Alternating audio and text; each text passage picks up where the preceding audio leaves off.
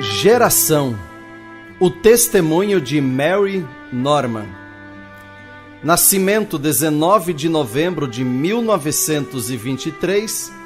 Residência atual Tucson, Arizona.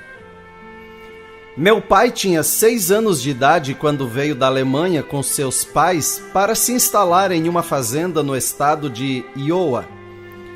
A família não era religiosa, mas de alguma maneira Deus colocou sua mão sobre esse pequeno garoto e o fez cair em si ainda em sua tenra idade e ficar de joelhos em um milharal, em Iowa, pedindo a Deus para guiá-lo à verdade. Como o irmão Branham disse, devemos muito aos que partiram antes de nós. Quero prestar uma pequena homenagem ao nosso pai, Herr Wirtz, que era inflexível, sofreu muito, era duro e rigoroso, mas colocou nossos pés em um caminho que trouxe incontáveis bênçãos aos seus filhos e aos filhos de seus filhos. Minha mãe faleceu quando eu tinha 8 anos e mais tarde meu pai se casou com uma senhora que era um pouco familiarizada com o movimento pentecostal. Ele era adventista do 7º dia. Algumas de minhas memórias mais antigas são de meu pai lendo, pesquisando, e interminavelmente assim parecia, discutindo religião. Desde tenra idade, era sempre eu quem sentava e ouvia tudo que ele falava. Comecei a ler minha Bíblia quando eu era apenas uma garotinha, e eu costumava dizer, isso aconteceu naquela época, mas por que não acontece hoje em dia? Eu não conseguia entender por que não víamos aquelas coisas nos dias atuais. Então eu tenho que dizer que, quando o irmão Branham veio, eu estava realmente pronta para o seu ministério. Em 1949, meu pai foi a uma reunião em um acampamento no norte de Minnesota, no Lago Genebra. E enquanto estava lá, ele ouviu alguns alunos da escola bíblica de Minneapolis falando sobre o irmão Branham. Quando ele me contou, e a Jeanne, meu marido, sobre o que ele tinha ouvido, começamos a procurar por mais informações e logo fizemos a assinatura da revista Voz da Cura. Ficamos empolgados quando um dia lemos que o irmão Branham teria uma reunião de tenda em Minneapolis em julho de 1950. Jeanne e eu fomos a todas as reuniões que pudemos.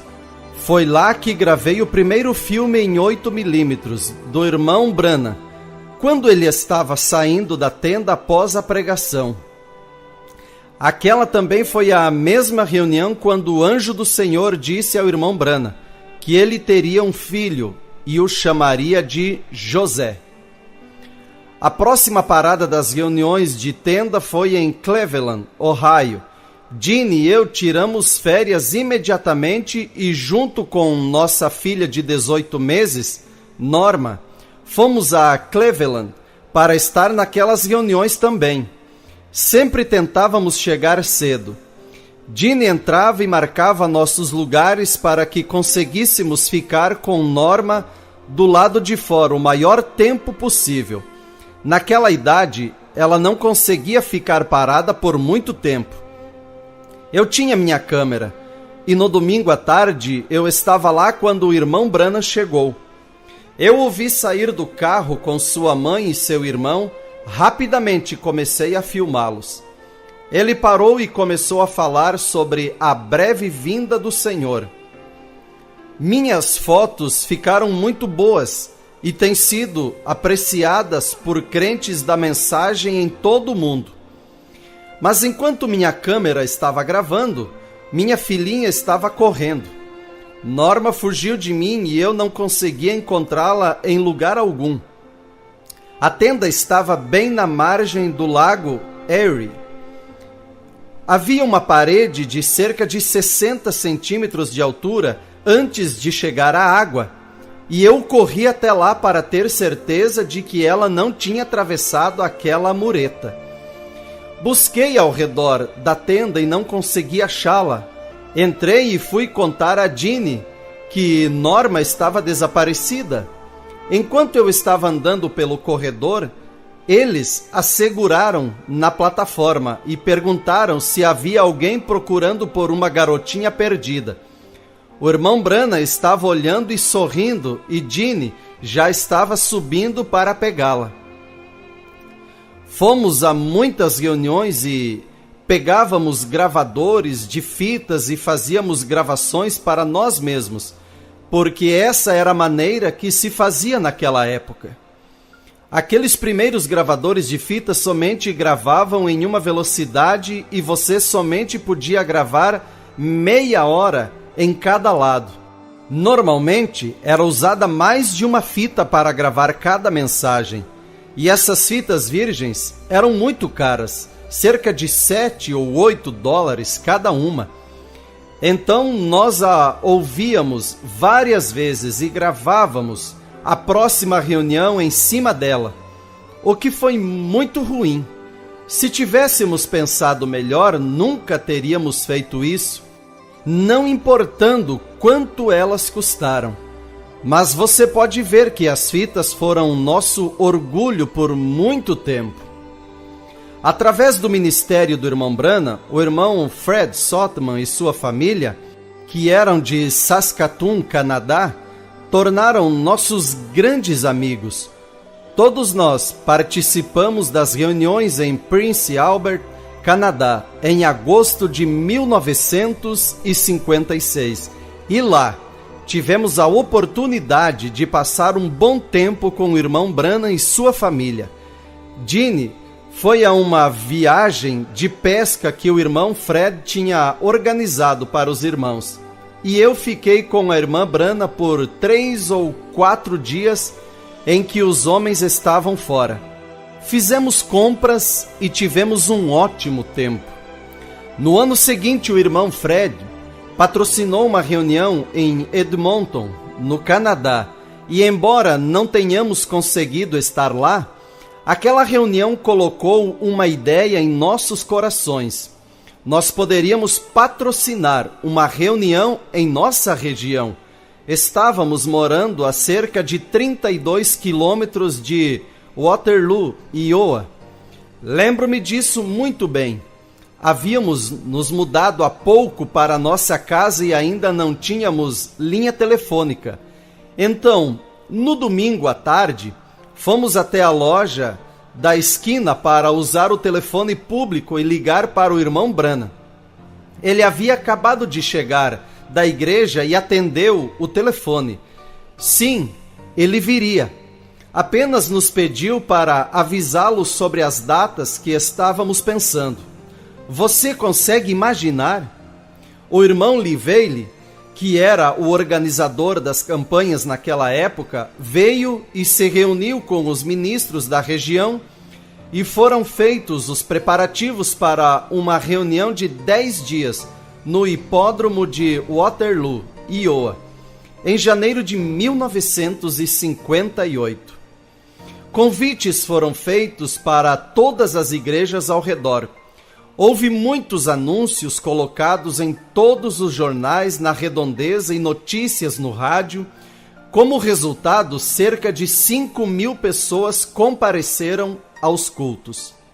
Um momento muito poderoso durante a reunião foi em uma noite enquanto o irmão Branham estava se preparando para orar pelas pessoas, depois de pregar a mensagem, a unicidade da unidade. Ele disse: eu oro para que o Senhor liberte essa multidão de pessoas e envie o Espírito Santo das alturas, descendo poderosamente sobre eles. Em poucos instantes, exatamente como ele havia orado, aquilo aconteceu. Trovejou naquele edifício um poderoso rugido e foi alto. Era um enorme edifício e para mim soou como o barulho do vento entrando por baixo de um telhado de zinco. Ele disse: o vento varreu a plataforma nesse momento, enquanto o Espírito Santo atravessava aqui, porque foi a palavra falada de Deus que fez isso. No começo eu não sabia o que pensar sobre aquele trovão. O irmão Lee Bailey estava na plataforma e disse que sentiu aquilo passar por ele e balançar seu casaco. Acredito que aquelas reuniões foram um marco decisivo para o irmão Branham, assim como foram para nós. Foi no encerramento da reunião que o irmão Branham teve a visão dizendo-lhe que quando ele visse as pedras reviradas na entrada de sua casa, era hora de ir para o oeste. Um evento fora do comum aconteceu no café da manhã dos pastores, na manhã de sábado, antes da reunião começar. O irmão Branham palestrou sobre o tema "Não fui desobediente à visão celestial". E, infelizmente, alguns dos ministros foram desrespeitosos e muitos até foram embora. Algumas semanas depois, quando estava relatando essa experiência em Chattanooga, Tennessee, o irmão Branham disse: eu preferiria ter tomado o café da manhã com um grupo de feiticeiros. Deus nos guarde desses. No final do café da manhã, o irmão Branham disse ao meu marido: venha ficar do meu lado, irmão Dini. E juntos eles ficaram na porta e apertaram a mão de todos, enquanto saíam. Depois, no caminho de volta para o hotel, ele disse para Dini: este lugar está sob julgamento. Se eu fosse você, sairia daqui e me mudaria para o oeste. Isso é tudo o que foi dito. Foi o suficiente. Começamos a fazer planos, vendemos nosso negócio, fizemos um leilão e antes do dia 1º de agosto estávamos a caminho do oeste, com nossas 3 garotinhas, Norma, Mary e Beck, e com tudo o que podíamos carregar em nosso carro e em um pequeno trailer de 2 rodas. Não sabíamos exatamente para onde estávamos indo, mas pelas fitas sabíamos que o irmão Branham gostava do Arizona. Primeiramente paramos no Grand Canyon e ficamos em uma cabana por cerca de 10 dias. Depois fomos ao sul para Phoenix, onde alugamos um quarto por 2 semanas e fizemos viagens curtas a algumas cidades próximas. Não conhecíamos uma alma sequer em todo o estado. Um dia, decidimos ir até Nogales, México, e no nosso caminho de volta paramos em um posto de gasolina em Tucson. Foi ali que ouvimos falar do Canyon Sabino, um belo oásis a apenas algumas milhas da cidade. Passamos a tarde ali e gostamos tanto que decidimos que esse era o lugar onde queríamos estar. Então voltamos a Phoenix e pegamos nossas coisas. Tucson era o nosso novo lar. Quando retornamos com nossos poucos pertences, estávamos na estrada Oracle e vimos um lugar chamado Minnesota Hotel. Nosso pessoal era de Minnesota, então achamos que seria um bom lugar. Paramos e alugamos uma pequena casa que eles tinham nos fundos por $75 por mês. Os donos eram idosos de Minnesota e quando ficaram sabendo que ficaríamos lá por um mês, perguntaram se poderíamos tomar conta do hotel para que pudessem viajar até Minneapolis. Concordamos e eles saíram, mas enquanto estavam lá, o homem morreu. Acabou que ficamos gerenciando o hotel por 2 anos, mas funcionou perfeitamente, porque quando o irmão Branham e a irmã Branham vieram nos visitar, tínhamos um lugar para eles ficarem. Foi ótimo. Ligamos para o irmão Branham assim que nos estabelecemos em Tucson para contar para ele onde estávamos e como estávamos. Ele havia nos pedido para ligar. A primeira coisa que ele nos disse foi: vocês já levaram suas filhas à escola dominical? No domingo seguinte, fomos à escola dominical. Fomos a uma igreja da Assembleia de Deus, onde hoje é a igreja do irmão Perry Green. E foi lá que conhecemos o irmão Tony e a irmã Kinney Stromey, que mais tarde se tornaram amigos íntimos do irmão Branham. Eles foram as primeiras pessoas que conhecemos na cidade. Eles estavam construindo uma nova área na lateral da igreja, e Gene não estava trabalhando ainda, então ele ia ali e trabalhava voluntariamente. Na porta lateral, onde os ministros entravam, Gene estava colocando a soleira da porta, e assim que ele a fixou, ele orou para que o irmão Branham pudesse pisar ali um dia. Em fevereiro de 1961, o irmão Branham cruzou aquela soleira e pregou em 2 cultos naquela igreja, que na época era chamada de Assembleia Central, mas agora é o Tabernáculo de Tucson. Lembro-me de uma vez quando o irmão Branham e sua esposa estiveram no Vale San Fernando, na Califórnia, para reuniões. Eles pararam e estiveram conosco em seu caminho de volta para casa. Tivemos um tempo maravilhoso juntos. Numa noite, eu perguntei se eles queriam ver os vídeos que gravei em Minneapolis em 1950. Ele parecia muito surpreso. Virou-se para a irmã Branham e disse: ontem à noite, eu sonhei que ia ver Howard. Howard, seu irmão, havia falecido no outono anterior. Ele disse que o Senhor provavelmente lhe deu aquele sonho para que ele não ficasse em estado de choque quando o visse na tela. Em 1960, quando ouvimos a fita O Rei Rejeitado, liguei para o irmão Branham e lhe perguntei se ele se importaria se eu digitasse a parte em que ele conta a experiência de ir além da cortina do tempo e publicasse. Ele disse para ir em frente. E assim fizemos. Demos ao livreto o título de Além da Cortina do Tempo. E eu me lembro que imprimimos 10.000 cópias por $166.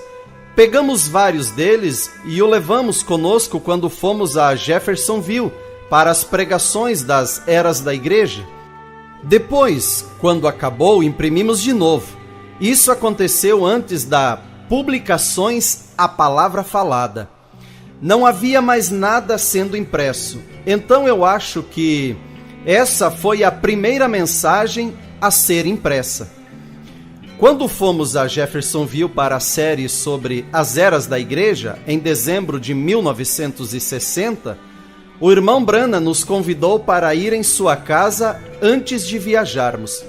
Sempre tivemos muita consciência de não colocá-lo sob pressão quando estávamos com ele. Mas ele sabia o que estávamos passando na época com outros crentes da mensagem que achavam que deveríamos ter mudado para Jeffersonville e não para Tucson. E alguns deles nos chamavam de Ló, dizendo que não estávamos indo para onde Abraão foi. Por isso, éramos Ló, aqui no deserto. Naquele dia ele nos disse: vocês são como minha família. Seria impossível pensar mais em vocês se fossem minha família. Então para nós não havia mais nenhuma dúvida. Ele dissera: se eu fosse vocês, eu me mudaria para o oeste. E é exatamente o que fizemos. Em uma ocasião visitamos uma igreja onde eles estavam mostrando um filme do Holocausto. Não percebemos quão pesado aquilo seria, e Mary, que tinha 8 ou 9 anos na época, ficou muito incomodada. Depois disso, ela não conseguia mais dormir à noite e eu tinha que me deitar com ela. Ela indagava: se existisse um Deus, como ele pôde deixar aquilo acontecer? Naquele verão, era 1962, o irmão Branham estava tendo reuniões na Califórnia, Saltgate, Santa Maria e Grass Valley. Fomos a todas as reuniões e estávamos nos aprontando para ir para casa, quando ele nos perguntou se poderíamos passar em seu hotel, antes de irmos. Nós fomos, e eu mencionei para o irmão Branham o quanto aquele filme tinha incomodado Mary. Ela e Sarah, a filha do irmão Branham, que tinha a mesma idade de Mary, estavam brincando nas proximidades, e ele a chamou. Ele conversou um pouco com ela e em seguida a abraçou e orou. Ele disse: ok, agora vá em frente e brinque. Ele se virou para Jeanne e para mim e disse: ela vai ficar bem agora. Quando eu orei por ela, algo que se parecia com a cabeça de um búfalo saiu dela. É desnecessário dizer que Mary ficou bem depois daquilo. Depois eu estava ouvindo uma fita intitulada Demonologia. E ali ele fala sobre diferentes demônios e como eles se parecem. Ele disse: um demônio epilético parece uma tartaruga com patas arredondadas, viradas para cima.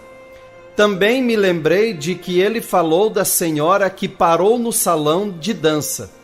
E quando ele orou por ela, alguma coisa como um morcego saiu dela. Mais tarde, naquele ano de 1962, em Shreveport, no café da manhã que estava sendo servido nas reuniões, o irmão Branham escreveu uma nota e deu para Billy Paul levar até a mesa onde estávamos sentados.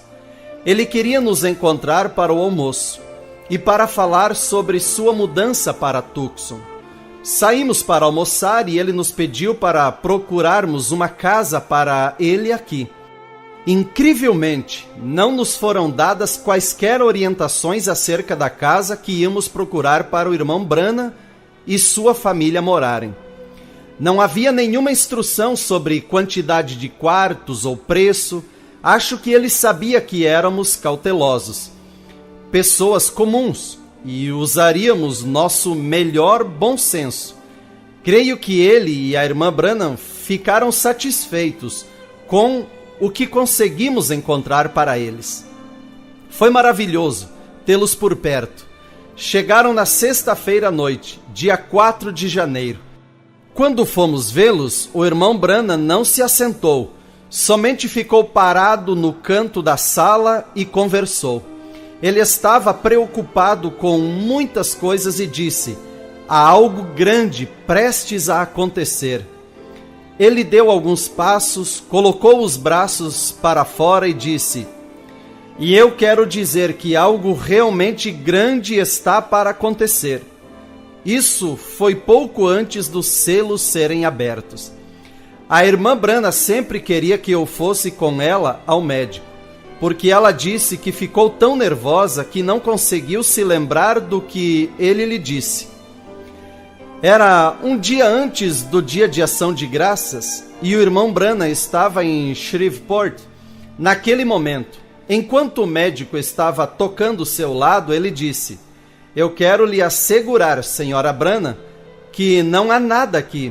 Foi exatamente como o irmão Branham descreveu na fita: olhe sempre para Jesus.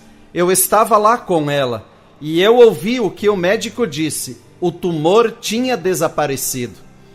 No dia seguinte, o dia de ação de graça, Sarah, José e a irmã Branham vieram até nossa casa. A irmã Branham estava muito calma.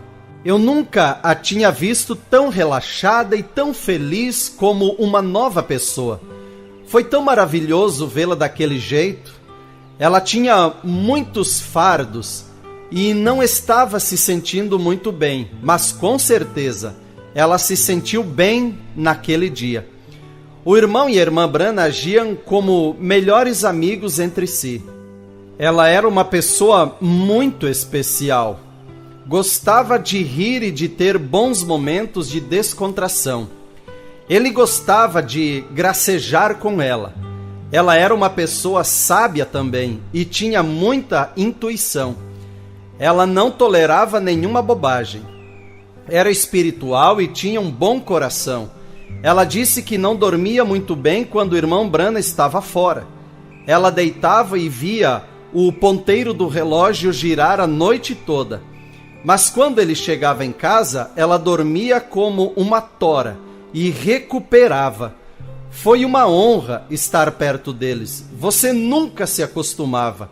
Ele amava companheirismo e muitas vezes ele ligava e dizia: "Vamos comer na cafeteria Fur hoje à noite?"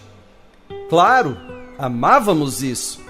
Provavelmente ele percebeu que ficávamos muito receosos de ligar para ele, então esperávamos que ele nos ligasse. Lembro-me de uma vez, depois que saímos para comer, nós paramos em frente da nossa casa e simplesmente sentamos no carro e ficamos conversando. Ele disse que tinha entrevistas naquele dia e falou sobre alguém na Califórnia que estava preocupado porque estava atrasado com os dízimos. Ginny estava no ramo de doces e sempre pagávamos o dízimo uma vez por ano.